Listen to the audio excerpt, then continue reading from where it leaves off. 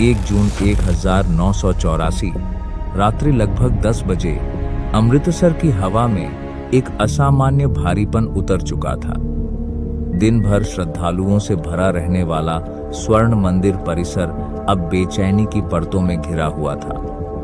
सरोवर का शांत जल सुनहरी रोशनी को अपने भीतर समेटे खड़ा था, पर उसके चारों ओर फैलती छायाएं किसी आने वाले तूफान का संकेत दे रही थी। पंजाब कई महीनों से तनाव, हत्याओं, भय और राजनीतिक टकराव की आग में जल रहा था। जरनैल सिंह भिंडरांवाले और उनके समर्थक अकाल तख्त के भीतर डटे हुए थे। दूसरी ओर दिल्ली में इंदिरा गांधी की सरकार यह निर्णय ले चुकी थी कि अब प्रतीक्षा का समय समाप्त हो चुका है। आदेश जारी हो चुके थे। भारतीय सेना को अमृतसर की ओर बढ़ना था। रात्रि गहराते ही शहर की सड़कों पर सैन्य वाहनों की आवाजें सुनाई देने लगी। गलियों में खामोशी थी, दुकानों के शटर बंद थे और घरों की खिड़कियों के पीछे डरी हुई आंखें झांक रही थी। जनरल के सुंदर जी के नेतृत्व में योजना आगे बढ़ रही थी। सेना ने मंदिर परिसर को चारों ओर से घेर लिया।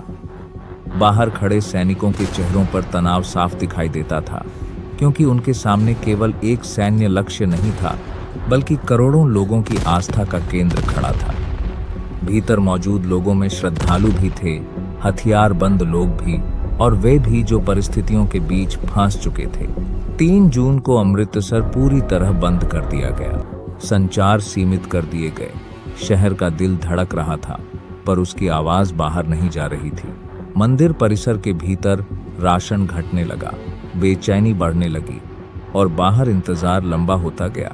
हर गुजरते घंटे के साथ यह स्पष्ट होता जा रहा था कि टकराव अब टलने वाला नहीं है। रातों में दूर से आती हल्की गोलियों की आवाजें वातावरण को और भयावह बना देती थीं। पंजाब की धरती मानो अपनी सांस रोककर खड़ी थी।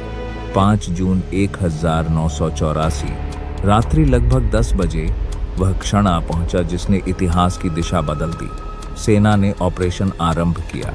गोलियों की तेज आवाजें पवित्र परिसर की दीवारों से टकराकर गूंज उठी। अंधेरे आकाश के नीचे चमकती गोलियों की रेखाएं, धुएं से भरते गलियारे, टूटती दीवारें और हर ओर फैलता भय स्वर्ण मंदिर पहली बार युद्ध भूमि जैसा दिखाई दे रहा था।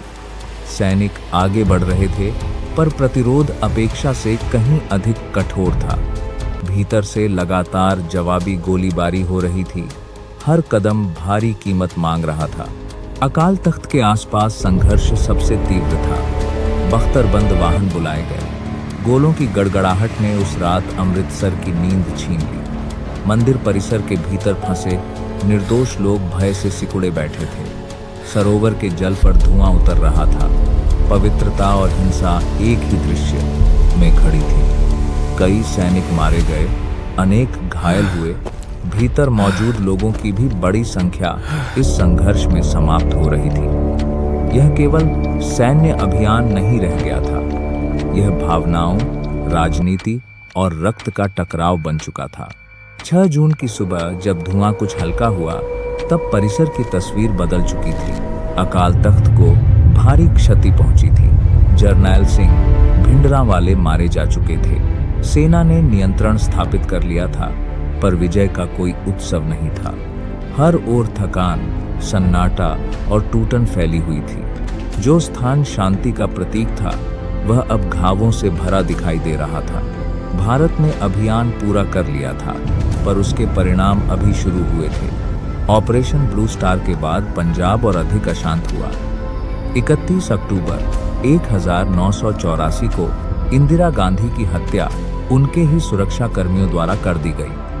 उसके बाद भड़के दंगे, हजारों निर्दोषों की मौत और वर्षों तक चला आतंकवाद, इन सब की जड़ें उसी जून की रातों तक जाती दिखाई दी। आज भी जब स्वर्ण मंदिर की रोशनी सरोवर पर पड़ती है, इतिहास धीरे से याद दिलाता है कि कभी यहाँ प्रार्थना और गोलियों की आवाज एक साथ गूंजी थी, और उस प्रतिध्वनि ने पूरे पंजाब की दिशा बदल दी।